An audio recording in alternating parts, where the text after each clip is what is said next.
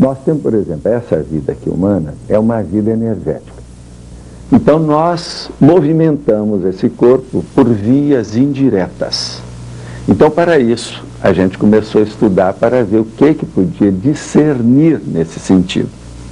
Agora veja, esse plano astral, dimensão astral, plano espiritual, é justamente a dimensão próxima a essa energética que nós vivemos.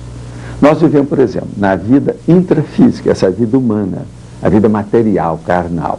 Mas isso é uma vida energética. O nosso corpo nada mais é do que um conjunto de matéria vivificada biologicamente, através da genética.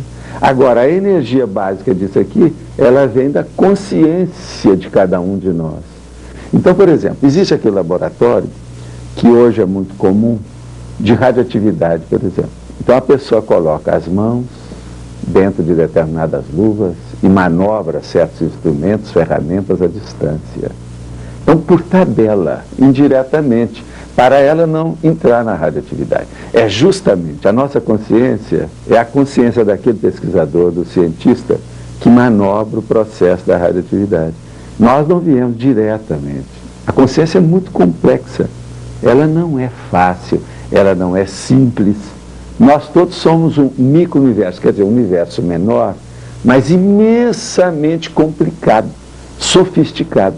É como dizia o pensador Labzang Rampar, segundo Labzang Rampar, a personalidade é um títere, e o ser verdadeiro, o verdadeiro eu, é aquele que move o títere. Seria mais ou menos, mas isso aí ele copiou de uma expressão do século passado, que já se usava nas fraternidades, nos processos dessas ciências iniciais, que falava que o problema é o cavalo.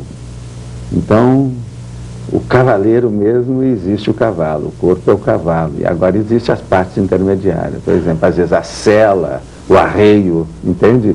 Que é o processo que compõe o soma, quer dizer, o corpo humano. Bom, você não está negando, de certo modo, a ideia religiosa da reencarnação. Até um certo ponto. Nós chamamos a reencarnação, por exemplo, de seriex, ou seja, a serialidade existencial. Nenhum de nós tem esse, vamos dizer, acervo de conhecimento. A gente não consegue isso em 90 anos de uma vida breve aqui.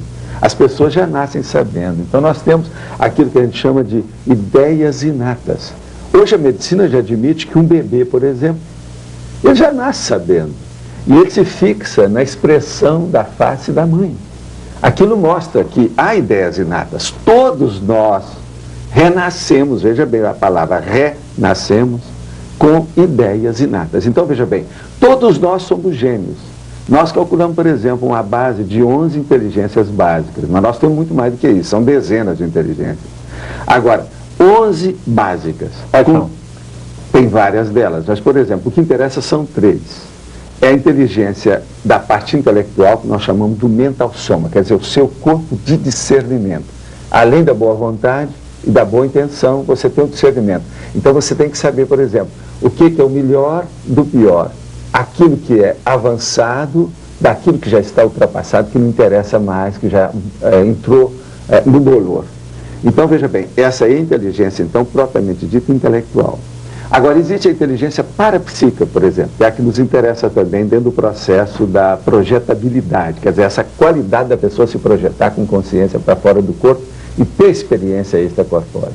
Então, veja, o parapsiquismo envolve esses processos que tem todas essas crendices, o surrealismo, a opção de corpo, tem que depurar isso de todas as crenças, a fé, a religião, para nós então chegarmos na clarividência, no processo da parapsicologia, ou o processo, por exemplo, da telecinesia, a distância, esse conhecimento então que constitui o parapsiquismo. A projetabilidade lúcida, ou seja, a capacidade da gente sair do corpo com lucidez, pela vontade da gente, está dentro dessa inteligência do parapsiquismo. E a terceira, por exemplo, que funciona muito, é a da comunicabilidade. Comunicabilidade é isso, por exemplo. Aí eu não tenho nenhum estresse para estar falando aqui na televisão. A minha adrenalina, por exemplo, ela não vem para o meu sangue, nada. Eu me sinto bem com isso. Agora, se nós pegarmos uma pessoa que ela vai ficar aqui debaixo de qualquer foco, ela vai ter um estresse doentio. Isso é negativo para ela. Então a inteligência dela ainda não chegou naquele nível. Outra coisa. Eu aqui, por exemplo, eu falo com certo desembaraço para a pessoa que está me ouvindo. Então, meu laringo chakra, que é a base da energia, do holochakra, da energia, que permite a comunicação verbal, oral, ele é desenvolvido também. Esse é o motivo que eu mantenho, por exemplo, essa barba desse tamanho. Por quê? Você tem que manter o corpo rígido, ou seja, integrado, integral, sem nenhuma mutilação. Um homem, por exemplo, que tem muito cabelo, do jeito que eu tenho, se ele corta esses cabelos, ele está se mutilando, é uma castração. Isso vai atingir, no meu processo da barba, por exemplo, o meu cabelo já azulou, foi embora, aqui em cima. Mas não aqui, eu tenho a barba cheia. Então veja, isso aqui é energia que sustenta a minha comunicação do laringo chakra. Eu às vezes faço debate público de 9 horas em seguida. Então eu não posso estar perdendo a minha voz, é igual o processo do cantor. Entende? Para mim isso é um instrumento muito sério. Às vezes é muito mais sério que minhas mãos.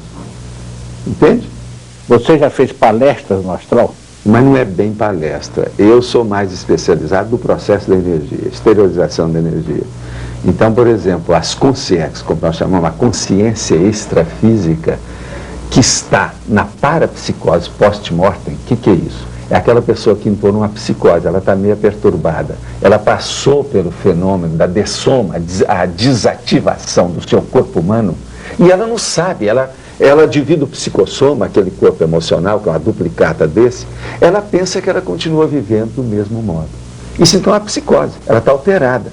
Então, essas consciências, quer dizer, a consciência extrafísica, que está perturbada, doente, ela recebe bem as energias, por exemplo, no nosso caso. Um projetor, você ou eu, se temos muita energia para exteriorizar e temos lucidez, através de um assistente, um amparador, como nós chamamos, nós somos animais ainda.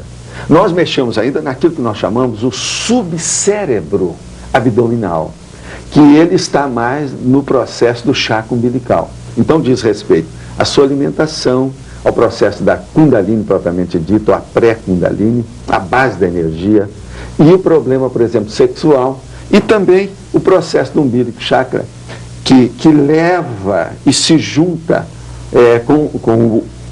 vamos dizer assim, o espalhamento, ele espraia a energia para todo o holochakra.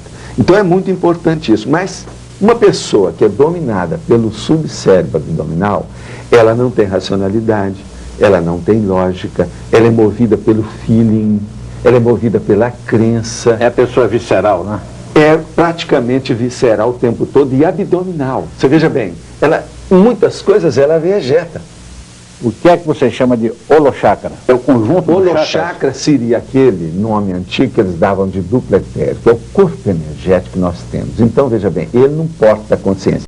Ele não consegue carregar a consciência quando você sai. Mas você projeta a sua energia sem a consciência. Entende? Então, existem muitos tipos da projeção da consciência. Não é só isso que o povão chamava do desdobramento. A experiência extracorpórea, ela envolve uma série de requisitos e bases. Então, veja bem, você se projeta apenas os seus pensenes. O que é o pensene? Pensene é o conjunto dos seus pensamentos, dos seus sentimentos e da sua energia consciencial. Isso, a ciência convencional ainda não chegou aí, nem a psicologia. Agora, veja bem, isso é a realidade que está aí. É impossível qualquer um de nós, por exemplo, pensar alguma coisa, ou sentir algo, ou mexer com energia, sem reunir esses três componentes, simultaneamente, ao mesmo tempo. Então, toda manifestação, por exemplo, na hora que eu faço uma manifestação aqui, ó, para falar, o que se faz? Eu estou usando o pensene. Aqui tem uma ideia, aqui tem um sentimento ou uma emoção, e aqui tem a minha energia consciencial. Vamos voltar um pouco à imagem do psicótico pós-mortem. O povo diz que é aquele que morreu e esqueceu de deitar, né?